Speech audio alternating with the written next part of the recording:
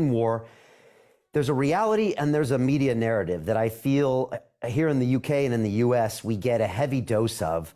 Why are those so different, in your opinion? And what is really going on the ground in Ukraine versus what I just read at the Times in London or what I read in the New York Times on a regular basis? Well, I think it's more than just a narrative now. I think the West, led primarily by Washington and London, has erected what I would call an empire of lies. It's truly devastating and it's shocking in its scale and impact.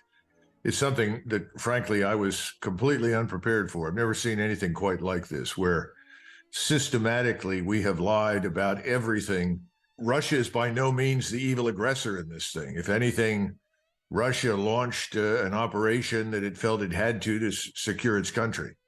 We have been working tirelessly for at least the last 20 years to undermine and weaken Russia in whatever way possible. We decided we didn't care much for Mr. Putin and his success at essentially retrieving Russia from the ash heap of history. And then the Russians made it very clear that they would not accept NATO on its borders. I mean, effectively, they'd done that with Latvia and Estonia. They do have a border up there. But they made it very clear that Ukraine, which is roughly the size of Texas and the United States, could never be a member of NATO, that simply presented too much of a danger.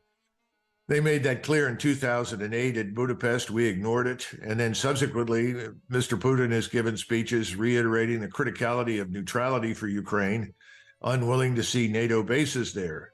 In 2014, one of the principal reasons that he intervened to seize Crimea was to prevent that naval base from falling into the hands of what he expected would be NATO forces. And remember, whenever he says NATO, he ultimately means the United States. It's the United States Navy that would have gone into the ports in Crimea. It's the United States Armed Forces that is moving eastward towards the Russian border. And we've chosen not to discuss that issue. And so the Russians in eastern Ukraine have been second or third class citizens now for years. All of this did not go down well in Russia, as you can imagine. And then, of course, we had this thing called the Minsk Accords, which was in theory presented to the Russians as a way to get past the conflict and maintain some measure of civility and peace in Ukraine.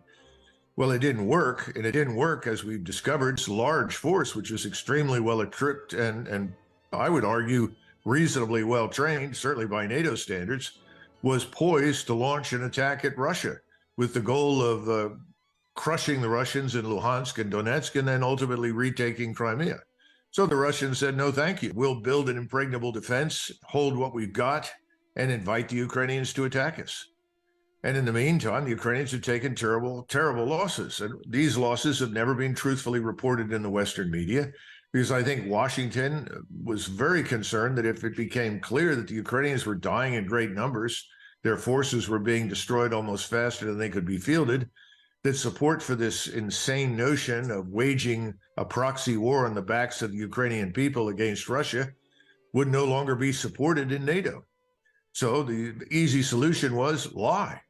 And then you have a compliant media that is ideologically aligned with the globalist neocon governments in the West, especially Washington and London. And it becomes very easy to tailor the message to somehow or another sustain support. And remember, Russia still has the legacy of the Cold War behind it. And what that means is it's easy to convince people that Russians are bad. The Russian military, contrary to what's being reported in the Western media, has behaved extraordinarily well, is not guilty of 90% of the war crimes of which it's being accused. On the other hand, the Ukrainian military has behaved atrociously and murdered people in large numbers and celebrated it in Nazi fashion. So at the end of the day, this is an empire of lies. Now, here's some good news. Empires of lies create truth bombs, and the truth bombs are beginning to explode.